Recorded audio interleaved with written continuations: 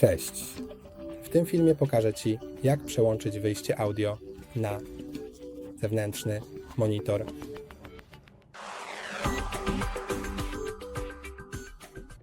Aby to zrobić, wystarczy kliknąć na tę ikonę dźwięku tutaj.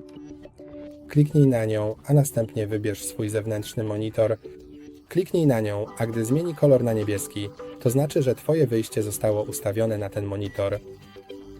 A jeśli nie masz tej ikony, to kliknij na logo Apple w lewym rogu. Potem kliknij na ustawienia systemowe. A teraz w ustawieniach systemowych możesz przejść do dźwięku, a potem do wyjścia.